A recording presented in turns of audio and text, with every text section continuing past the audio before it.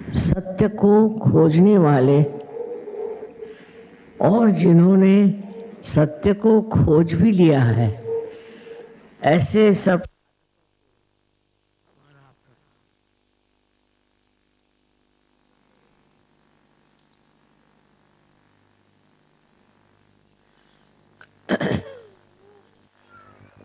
दिल्ली में इतने व्यापक रूप में सहयोग फैला हुआ है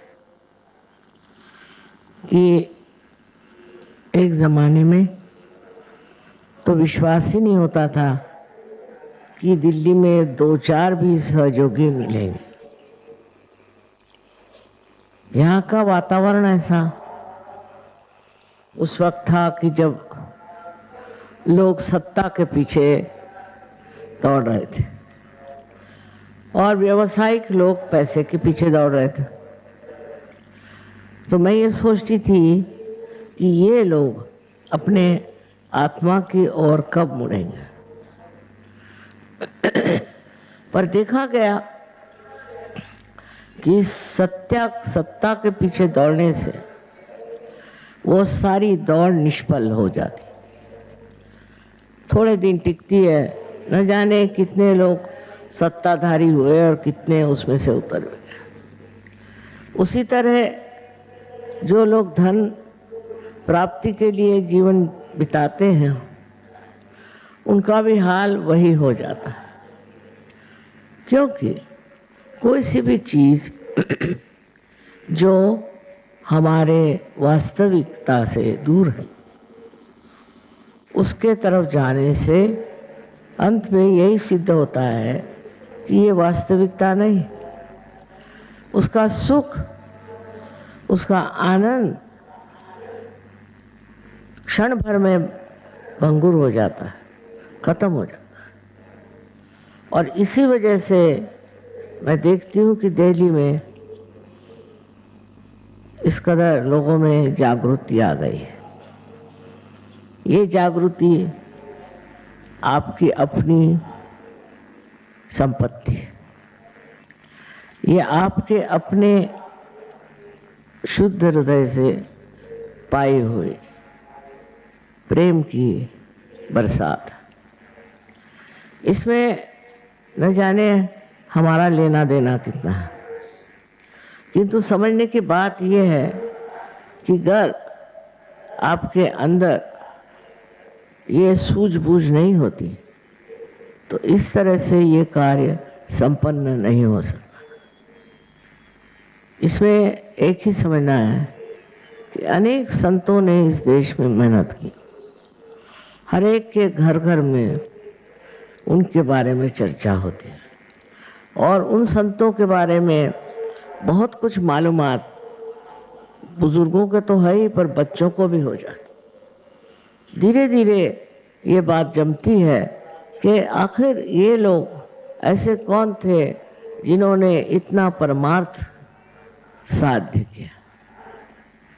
पता नहीं कैसे इतने व्यावसायिक लोग जिनका सारा ध्यान रात दिन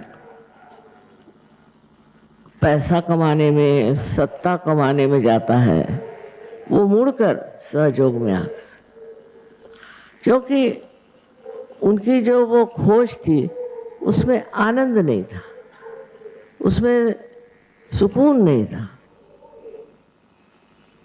शांति नहीं थी, किसी प्रकार का विशेष जीवन नहीं था। जब मनुष्य ये पता लगा लेता है कि उसके अंदर कोई ऐसी वास्तविक आनंद की भावना आई नहीं, न ही उसने कोई उस सुख को पाया जिसके लिए वो इस संसार में आया है। न जाने कैसे एक ज्योत से अनेक ज्योत जलती गई और आज मैं देखती हूँ कि हजारों लोग यहाँ पर आज उपस्थित हैं जिन्होंने अपने अंदर की अंतरात्मा को पहचाना। सबसे पहले जान लेना चाहिए कि हमारे अंदर जो बहुत सी त्रुटियां हैं, उसका कारण है कि हम लोगों ने धर्म को समझा नहीं। जो कुछ धर्म मार्तंडों ने बता दिया, हमने उन्हीं को सत्य मान लिया। उन्होंने कहा कि आइए आप कुछ अनुष्ठान करिए या कुछ पूजा पाठ करिए या और हर तरह की चीज बताई। मुसलमानों को भी इस तरह से पढ़ाया गया कि तुम अगर इस तरह से नमाज पढ़ो और इन मुल्लाओं के कहने पे चलो तो तुम्हें मोक्ष मिल जाएगा। अब मनुष्य सोचने लगा कि ऐसा तो कुछ हुआ नहीं, ऐसी तो कोई प्राप्ति हुई नहीं, फिर ये है क्या? ये कर्म कांडों में हम क्यों फंसे? और ये कर्म कांड हमें बहुत ही गहरे अंधकार में ले जाते हैं। हम लोग सोचते हैं कि उस कर्म कांड से हम कुछ पालेंगे, सो किसी ने पाया नहीं। जन्म जन्मांतर से लोगों ने कितने कर्म कांड किए हैं, उन्होंने क्या पाया? अब पाने का समय भी आज इस कलयुग में ये समय आ गया, ऐसा आया है कि आपको सत्य प्राप्त हो। सत्य की प्राप्ति यही सबसे बड़ी चीज है, और सत्य ही प्रेम है और प्रेम ही सत्य है। इसकी ओर आप जरा विचार करें कि हम सत्य को खोजते हैं तो सोचते हैं कि सन्यास ले लें, हिमालय पे जाएं, अपने बाल मुंडा लें और तरह की चीजें करें। जब सत्य का वास अंदर है तो ये बाह्य की चीजों से और उपकरणों से क्या होने वाला? इससे तो मनुष्य पा नहीं सकता सत्य, क्योंकि इसके साथ कुछ सत्य लिपटा ही नहीं है। तो करना क्या है? करना ये है कि आपके अंदर जो सुप्त शक्ति कुंडलिनी की है उसे जागृत करना है। अब कुंडलिनी की शक्ति आपके अंदर है या नहीं, ऐसी शंका करना भी व्यर्थ है।